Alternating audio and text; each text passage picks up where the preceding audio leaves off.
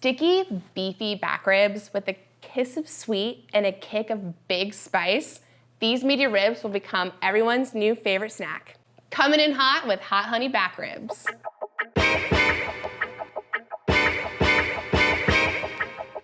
One of my favorite hearty snacks to put out for my friends are these roasted beefy back ribs. And adding a chili-infused honey has taken them over the top in flavor. Watch how easy this is.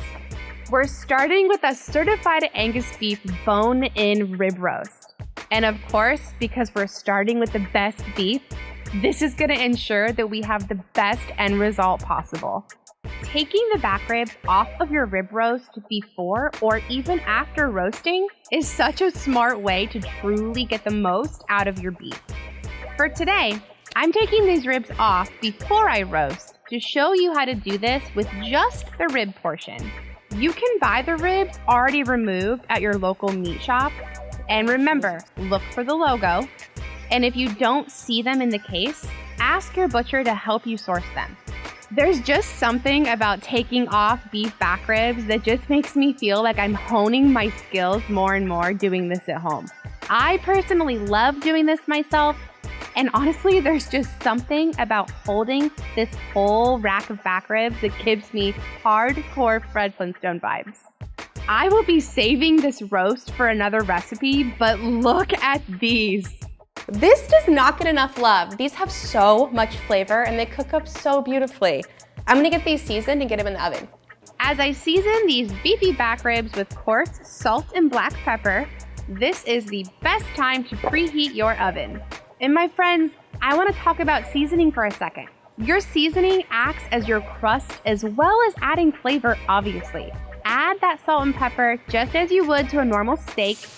I'm placing the ribs meatier side down on a sheet of foil and wrapping the foil up over the sides to almost create like a pouch. This is a secret I'm happy to give away. I use Dr. Pepper as my braising liquid. Trust me, this is a golden chef's tip moment. The Dr. Pepper adds a ton of richness and hearty spice you wouldn't expect to come from this soda. Be careful not to poke any holes in your foil and wrap the ribs up tightly with an extra piece on top, and then place them on a baking sheet and into the oven at 325 for just about 3 hours. As those beauties braise, let's make the hot honey sauce. Using my go-to brand of hot honey, buffalo sauce, good quality chili flake, and a little bit of dried thyme for some earthiness, I mix that up and wait for our first round of sauce basting. Remember, we are building flavor here. So the more sauce we add with more roasting time, that just adds layers and layers of flavor. Okay, so at this point, we are done with the portion of cooking that involves our foil vessel. So remove the foil, and we just want the ribs bare, so pop them back in the oven, but this time, we're gonna broil them just for a few minutes, and we're gonna build a really crispy crust on the outside of these beefy back ribs. Look at this char. Wow, that's exactly what I wanted you to see. What a perfect sear can do for the flavor and also visually. I'm very happy with how this looks. And now we sauce. Get out a spoon or a pastry brush, whatever your tool of choice is. I always choose to use a pastry brush for this portion to help reach all of those little crevices to ensure that every bite of beefy surface is slathered in this hot honey. Once everything is slathered, we're going back into the oven. This time, we're building the sticky portion of this recipe by broiling our honey-based sauce into all of those ribs. Oh boy, you can see the sticky. Look at the bits of chili and honey sizzling. This is exactly what you're shooting for. Wow. You can see how the rib bones have Frenched themselves as they cooked, and the meat has pulled down, cleaning the bones naturally. This is an indication that these ribs cooked just as they should have.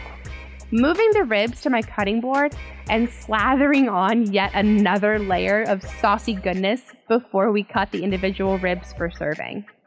We have broiled these 3 times separately in the oven after saucing. And this is what layering flavor development looks like, my friends. This is exactly what we're looking for. And there's the money shot. Look at that. Literally, we're pouring the rest of this hot honey, sticky goodness onto these perfectly cooked ribs. What a sight. And now that my kitchen smells so good, I'm gonna try these. Oh my gosh. The caramelized sweetness on this rib. Ooh, and that kick of spice at the end. These are going to be so satisfying for your friends and family. Be sure to like and subscribe, and we'll see you next time here in the Test Kitchen.